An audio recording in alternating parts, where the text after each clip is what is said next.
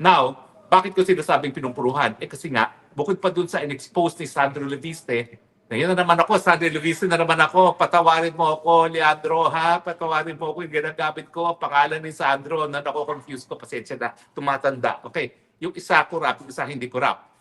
Hindi ko sinabi kung sino-sino, di ba? Bahala na kayo mag-conclude kung sino yung corrupt at sino yung hindi corrupt.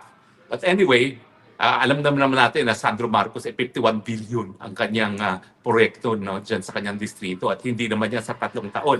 Pinupulaan nila yung 54 billion ni Congressman Pulong Duterte. Hindi naman nila naisip na yung 54 billion, 6 na taon yan. Itong 52 billion o 51 billion ni Sandro, ngayon lang po yan. Hindi yan para 3 taon, parang 1 taong nga lang ata yan. Pero anyway, hindi natin malalaman kasi nawala na nga si Yusek Cabral na nakakaalam talaga kung magkano yung mga napukubra ng mga congressmen na yan. Pero anyway, balik tayo doon sa usapan natin. Pinenta kasi nga ni Leandro Leviste yung halos lahat na ng shares niya doon sa SPNEC. At ito naman yung nagpapatakbo ng solar. Pero yung may-ari ng prangkisa ay yung solar project para sa bayan. SPPEC ang pangalan. Iba.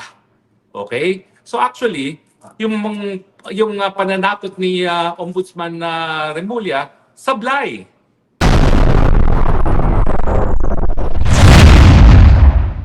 Ay, magandang araw sa inyong lahat, ha. Ako, kahapon nagpahinga tayo sa ating live, no? At araw naman ng linggo. Sabi ko, para ma-miss nyo naman ako, di ako nakapag-live kahapon. Pero, sinabi ko sa inyo kung anong pag-usapan natin ngayon. Sa totoo lang, pinupuruhan nila ngayon si Leandro Leviste, si Kong, dahil sa sunod-sunod niya expose tungkol sa kakurakutan sa mga Department of Public Works projects. Kung malala nyo, unang-unang nagsalita itong si Congressman Leviste kasi sabi niya yung kanyang district engineer pinuperan siya ng 5 to 10% na yan talaga yung SOP na tinatawag sa mga kongresista. Alam niyo itong si Leandro Leviste, bukod sa anak mayaman, dahil ang tatay niyan, yung matagal ng politiko sa Batangas, si Tony Leviste, at ang nanay niya ay si Senadora Loren Legarda. Bukod sa meron ng pera talaga yung pamilya niya, may sariling kita rin itong si Leandro Leviste. Siya yung nagpasimula ng pinakamalaking solar project dyan sa Nueva Ecija at 2 kumpanya nga yung ginamit niya para dyan. No? Yung merong prangkisa ay ang SP Solar para sa Bayan Project at yung namang nagpapatakbo ng kumpanyang yan na hindi naman siya may-hari ng franchise ay yung SPNEC, no? SPNEC. Now, gaano ka-importante yung mga naging expose ni Sandro Leviste? Well, Sandro Leviste tuloy.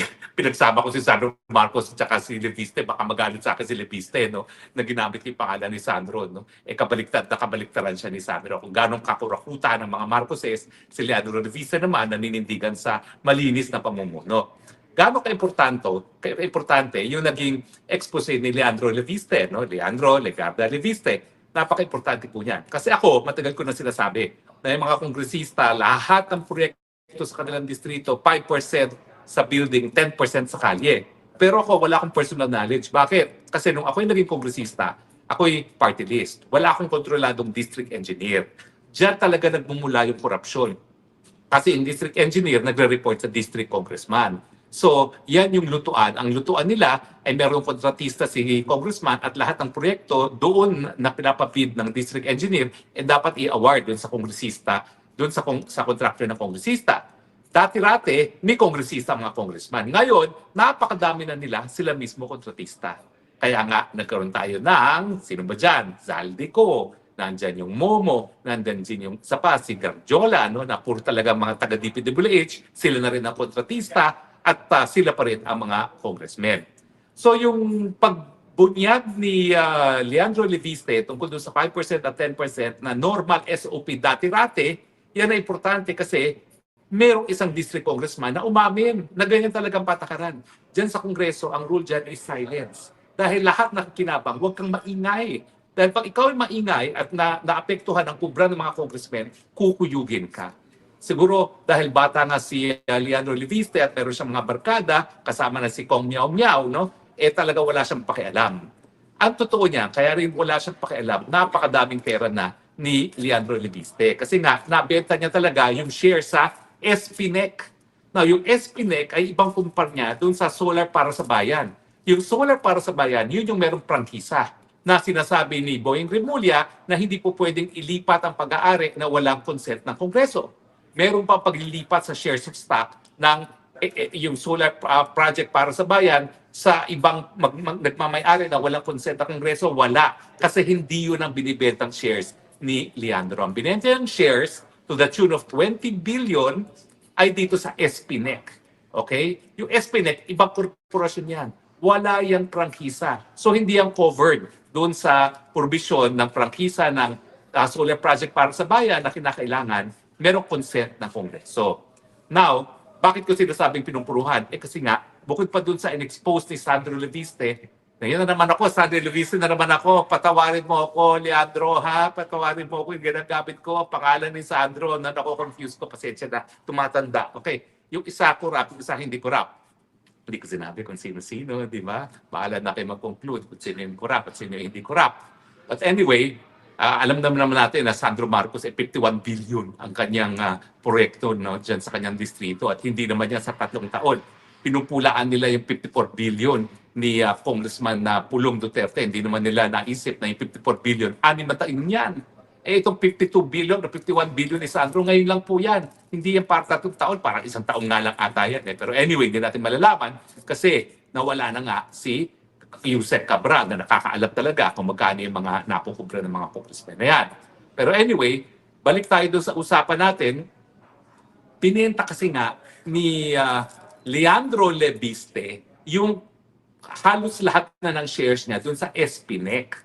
At ito naman yung nagpapatakbo ng solar. Pero yung may-ari ng prangkisa ay yung solar project para sa bayan.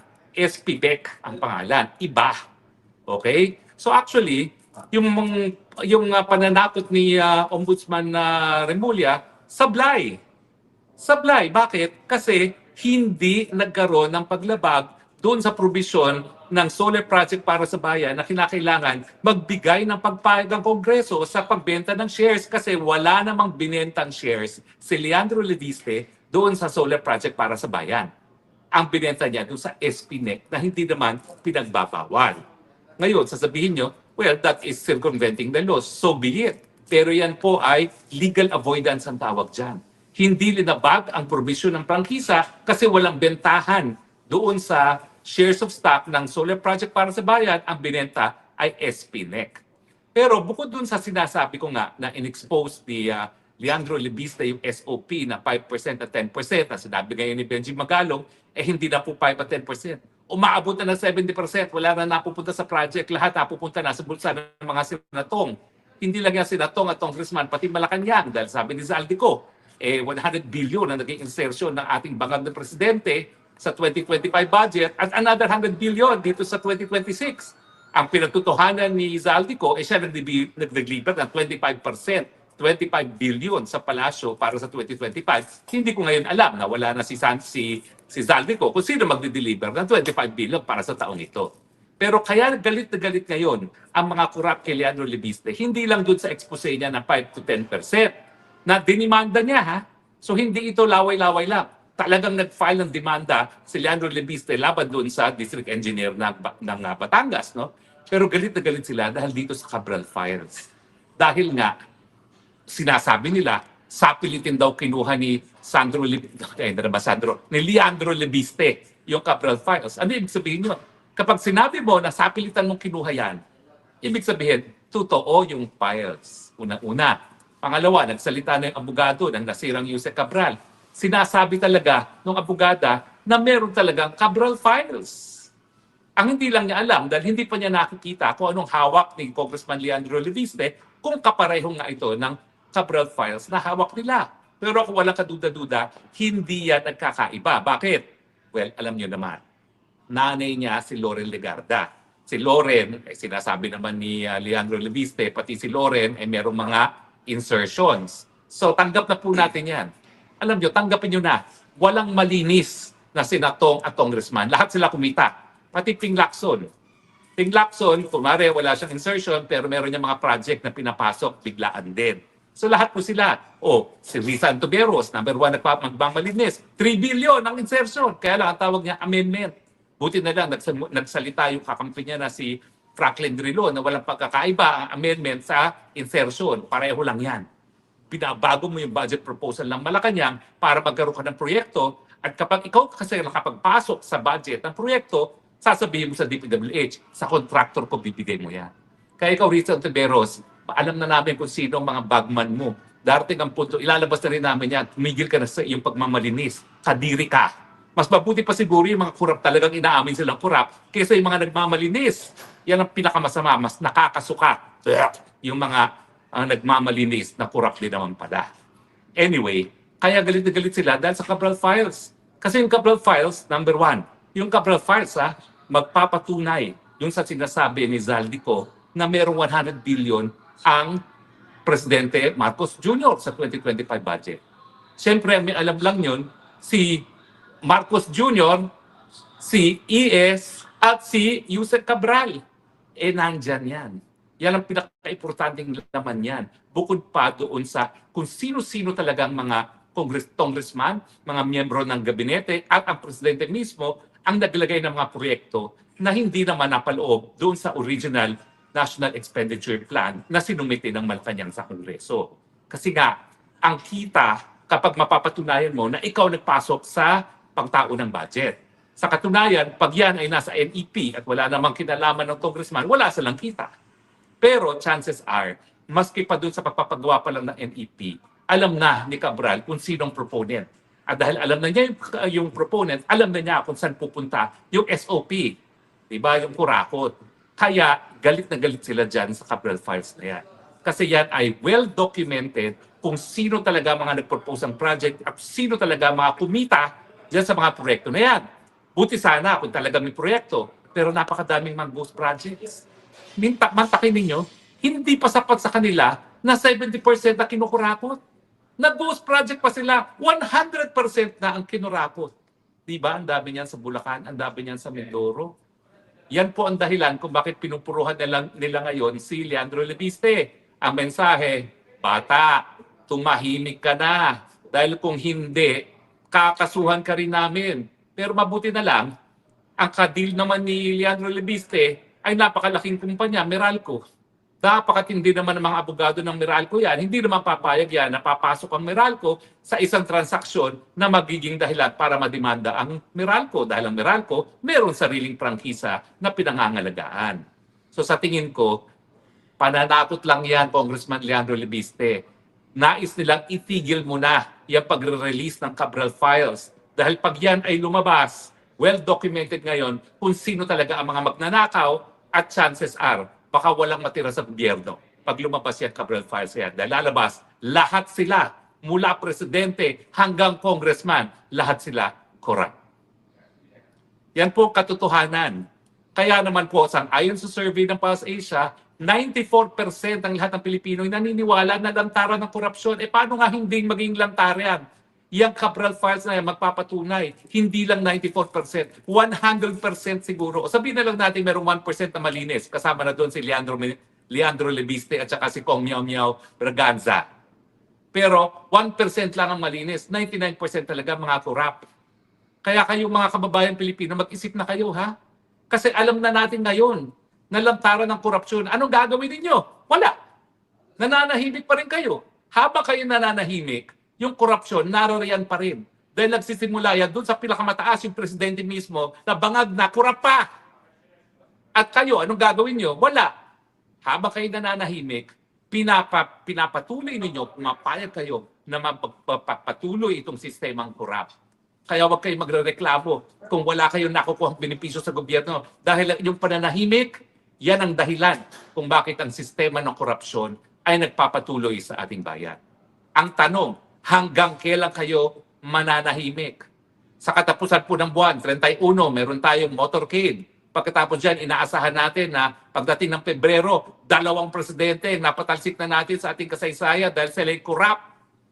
Bakit hindi na natin gawin pangatlong beses? At pwede ba, last time na ito ha? Pag tayo napatagal natin ng corrupt na presidente, last time na ito, kinakailangan ayusin na natin ang sistema.